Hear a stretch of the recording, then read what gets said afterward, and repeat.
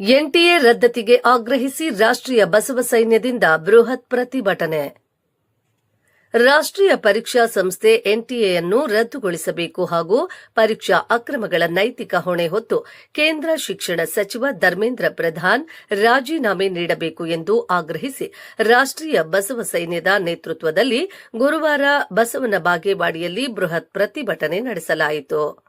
ಪಟ್ಟಣದ ಕಿತ್ತೂರು ಚೆನ್ನಮ್ಮ ವೃತ್ತದಿಂದ ಬಸವೇಶ್ವರ ವೃತ್ತದವರೆಗೆ ನೂರಾರು ವಿದ್ಯಾರ್ಥಿಗಳು ಹಾಗೂ ಸಂಘಟನೆಯ ಪದಾಧಿಕಾರಿಗಳು ಮೆರವಣಿಗೆ ನಡೆಸಿ ಕೇಂದ್ರ ಸರ್ಕಾರದ ವಿರುದ್ಧ ಘೋಷಣೆಗಳನ್ನು ಕೂಗಿದರು. ಬಳಿಕ ಬಸವೇಶ್ವರ ವೃತ್ತದಲ್ಲಿ ನಡೆದ ಪ್ರತಿಭಟನಾ ಸಭೆಯಲ್ಲಿ ಕೇಂದ್ರ ಸರ್ಕಾರದ ಪರೀಕ್ಷಾ ವ್ಯವಸ್ಥೆಯ ವೈಫಲ್ಯವನ್ನ ಖಂಡಿಸಲಾಯಿತು. ಪ್ರತಿಭಟನೆಯನ್ನ ಉದ್ದೇಶಿಸಿ ರಾಷ್ಟ್ರೀಯ ಬಸವ ಸೈನ್ಯದ ಸಂಸ್ಥಾಪಕ ಅಧ್ಯಕ್ಷರಾದ ಶಂಕರಗೌಡ ಬಿರಾದಾರ ಅವರು ಮಾತನಾಡಿ, ಪ್ರಶ್ನೆ ಪತ್ರಿಕೆ ಸೋರಿಕೆ ಹಾಗೂ ಪರೀಕ್ಷಾ ಅಕ್ರಮಗಳಿಂದ ಲಕ್ಷಾಂತರ ವಿದ್ಯಾರ್ಥಿಗಳ ಭವಿಷ್ಯಕ್ಕೆ ಧಕ್ಕೆಯಾಗುತ್ತಿದೆ. ಪರೀಕ್ಷಾ ವ್ಯವಸ್ಥೆಯಲ್ಲಿ ವಿಶ್ವಾಸ ಮತ್ತು ಪಾರದರ್ಶಕತೆ ಕಾಪಾಡುವಲ್ಲಿ ಎನ್ಟಿಎ ಹಾಗೂ ಕೇಂದ್ರ ಸರ್ಕಾರ ಸಂಪೂರ್ಣ ವಿಫಲವಾಗಿದೆ ಎಂದು ಆರೋಪಿಸಿದರು.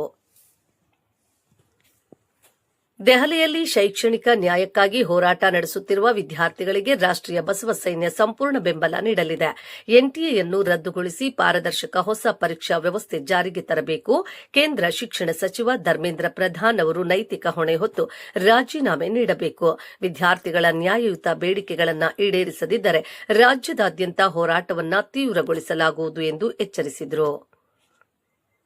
ಪ್ರತಿಭಟನೆಯ ಬಳಿಕ ಶಿರಸ್ತೇದಾರ ರಾಜು ಹಾದಿಮನಿ ಅವರಿಗೆ ವಿದ್ಯಾರ್ಥಿನಿ ಕುಮಾರಿ ರೇಣುಕಾ ಹಟ್ಟಿ ಅವರು ಮನವಿ ಪತ್ರ ಓದಿ ನೀಡಿದರು.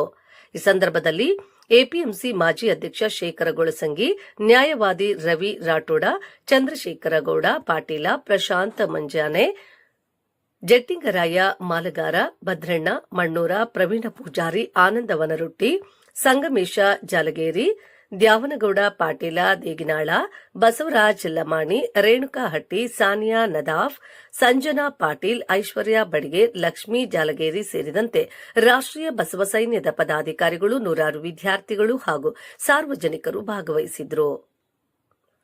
ವರದಿ ರಮೇಶ್ ದಲ್ಲಾಳಿ, ಬಸವನ ಬಾಗೇವಾಡಿ.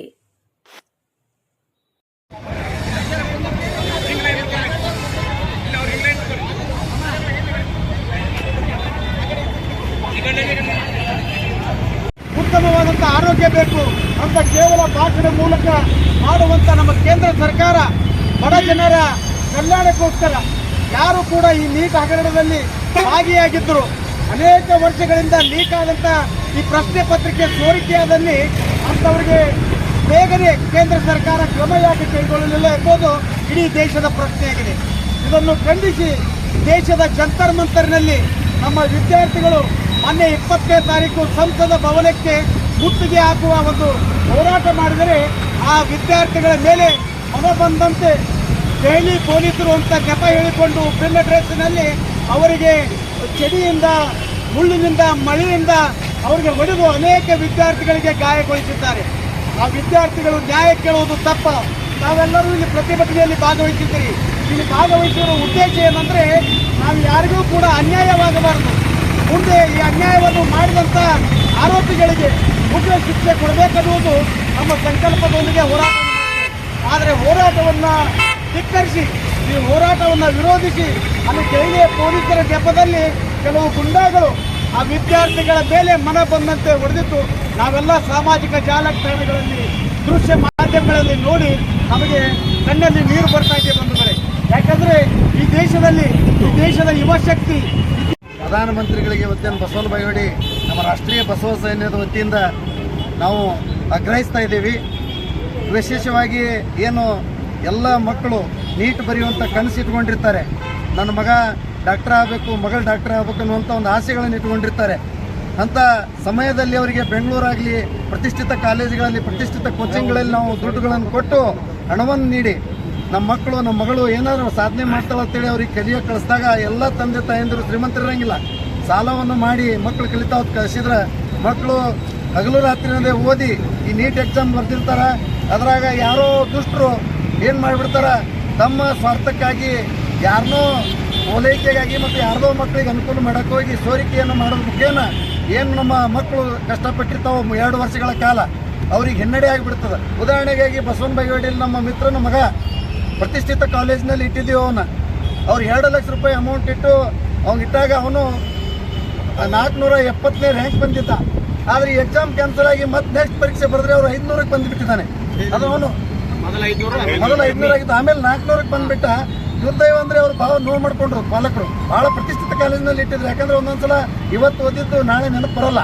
ಹಂಗಾಗಿ ಮಕ್ಕಳು ಪ್ರಿಪೇರ್ ಮಾಡಿರ್ತಾವೆ. 2 ತಿಂಗಳ ಮೋಸ ಮಾಡಿದಾಗ ಅಂತ ಪ್ರತಿಷ್ಠಿತ ಸಂಸ್ಥೆಗಳೇ ನಡೆಸ್ತಾ ಇದ್ದೇವೆ. ನೀಟ್ ಎಕ್ಸಾಮನ್ನು ಅದನ್ನು ರದ್ದುಗೊಳಿಸಬೇಕು.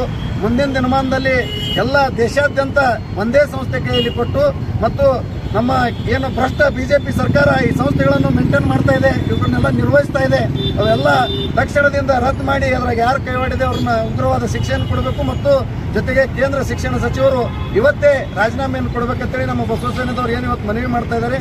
ಮಾನ್ಯ ತಹಸೀಲ್ದಾರ್ ಮುಖಾಂತರ ನಾವು ಗೌರವಾನ್ವಿತ ರಾಷ್ಟ್ರಪತಿಗಳಿಗೆ ಇವತ್ತು ಮನವಿ ಸಲ್ಲಿಸ್ತಾ ಇದ್ದೀವಿ. ಇದರಲ್ಲಿ ಮಾತನಾಡಲು ಅವಕಾಶ ಕೊಟ್ಟಂತ ಮತ್ತು ಎಲ್ಲ ಪಾಲ್ಗೊಂಡಂತ ನಮ್ಮ ಕಾಲೇಜಿನ ಎಲ್ಲ ವಿದ್ಯಾರ್ಥಿನಿಯರಿಗೆ ಮತ್ತು ಬಸವ ಸೇನೆಯ ಸಂಸ್ಥಾಪಕರಾದ ಶಂಕರಗೌಡ ಬಿರಾದರ್ ಅವರಿಗೆ, ಜೊತೆಗೆ ನಮ್ಮೆಲ್ಲ ಊರಿನ ಹಿರಿಯರಿಗೆ ಮತ್ತು ಎಲ್ಲ ಪತ್ರಿಕಾ ಮಾಧ್ಯಮದವರಿಗೆ ಅಭಿನಂದಿಸಿ ಈಗ ಮನವಿಯನ್ನು ಓದುವಂತ ಕಾರ್ಯಕ್ರಮವನ್ನು ಬಾಲಚಂದ್ರ ನಮ್ಮ ಮುಂಜಾನೆ ಅವರು ಪ್ರಧಾನಮಂತ್ರಿಯವರು ಭಾರತ ಸರ್ಕಾರ ನವದೆಹಲಿ ವಿಷಯ NTA ಸಂಸ್ಥೆಯನ್ನು ರದ್ದುಪಡಿಸಲು ಮತ್ತು ಕೇಂದ್ರ ಶಿಕ್ಷಣ ಸಚಿವರ ರಾಜೀನಾಮೆಗೆ ಆಗ್ರಹಿಸಿ ರಾಷ್ಟ್ರೀಯ ಬಸವ ಸೈನ್ಯ ಸಂಘಟನೆಯಿಂದ ಮಾನ್ಯ ತಾಲೂಕು ದಂಡಾಧಿಕಾರಿಗಳು ಬಸವನ ಬಾಗೇವಾಡಿ ಇವರ ಮುಖಾಂತರ ಮನವಿ. ಗೌರವಾನ್ವಿತ ಪ್ರಧಾನಮಂತ್ರಿಗಳು ಮೇಲ್ಕಂಡ ವಿಷಯಕ್ಕೆ ಸಂಬಂಧಿಸಿದಂತೆ ದೇಶದ ಲಕ್ಷಾಂತರ ವಿದ್ಯಾರ್ಥಿಗಳ ಭವಿಷ್ಯ ಮತ್ತು ಶಿಕ್ಷಣ ಕ್ಷೇತ್ರದ ಪಾರದರ್ಶಕತೆಯನ್ನು ರಕ್ಷಿಸುವ ಹಿತದೃಷ್ಟಿಯಿಂದ ರಾಷ್ಟ್ರೀಯ ಬಸವ ಸೈನ್ಯ ಸಂಘಟನೆಯು ಈ ಕೆಳಗಿನ ಪ್ರಮುಖ ಬೇಡಿಕೆಯನ್ನು ಸರ್ಕಾರದ ಮುಂದೆ ತರಲು ಬಯಸುತ್ತದೆ. NTA ನ್ಯಾಷನಲ್ ಟೆಸ್ಟಿಂಗ್ ಏಜೆನ್ಸಿ ರದ್ದತಿ. ರಾಷ್ಟ್ರೀಯ ಪರೀಕ್ಷಾ ಏಜೆನ್ಸಿಯು ನಡೆಸುವ ಮೂಲಕ ಪ್ರಮುಖ ಸ್ಪರ್ಧಾತ್ಮಕ ಪರೀಕ್ಷೆಗಳಲ್ಲಿ ನಿರಂತರವಾಗಿ ನಡೆಯುತ್ತಿರುವ ಅಕ್ರಮಗಳು, ಪ್ರಶ್ನೆ ಪತ್ರಿಕೆ ಸೋರಿಕೆ ಮತ್ತು ಗೊಂದಲಗಳಿಂದಾಗಿ ದೇಶದ ಲಕ್ಷಾಂತರ ಪ್ರತಿಭಾವಂತ ವಿದ್ಯಾರ್ಥಿಗಳ ಭವಿಷ್ಯ ಕತ್ತಲೆಗೆ ತಳ್ಳಲ್ಪಟ್ಟಿದೆ. ಹೀಗಾಗಿ ತಕ್ಷಣವೇ NTA ಸಂಸ್ಥೆಯನ್ನು ರದ್ದುಗೊಳಿಸಿ ಪರೀಕ್ಷಾ ವ್ಯವಸ್ಥೆಯಲ್ಲಿ ಸಂಪೂರ್ಣ ಪಾರದರ್ಶಕತೆಯನ್ನು ತರಬೇಕು.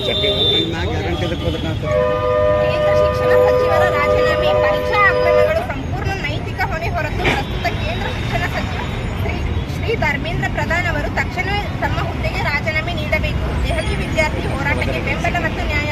ದೆಹಲಿಯಲ್ಲಿ ವಿದ್ಯಾರ್ಥಿಗಳು ನಡೆಸುತ್ತಿರುವ ನ್ಯಾಯಯುತ ಹೋರಾಟಕ್ಕೆ ನಮ್ಮ ರಾಷ್ಟ್ರೀಯ ಬಸವ ಸೈನ್ಯ ಸಂಪೂರ್ಣ ಬೆಂಬಲ ವ್ಯಕ್ತಪಡಿಸುತ್ತದೆ. ಶ್ರಮಜೀವಿ ವಿದ್ಯಾರ್ಥಿಗಳ ಆಕ್ರೋಶಕ್ಕೆ ಸ್ಪಂದಿಸಿ ಭಾವಿತ ವಿದ್ಯಾರ್ಥಿಗಳಿಗೆ ತಕ್ಷಣವೇ ಸೂಕ್ತ ನ್ಯಾಯ ಒದಗಿಸಬೇಕು. ನಮ್ಮ ದೇಶದ ಯುವ ಜನತೆಯು ಮತ್ತು ಶೈಕ್ಷಣಿಕ ವ್ಯವಸ್ಥೆ ಹಿತದೃಷ್ಟಿಯಿಂದ ಕೇಂದ್ರ ಸರ್ಕಾರವು ತಕ್ಷಣವೇ ಈ ವಿಷಯದಲ್ಲಿ ಮಧ್ಯಪ್ರವೇಶಿಸಿ ಸೂಕ್ತ ಮತ್ತು ಕ್ರಮ ಕೈಗೊಳ್ಳಬೇಕಾಗಿ ರಾಷ್ಟ್ರೀಯ ಬಸವ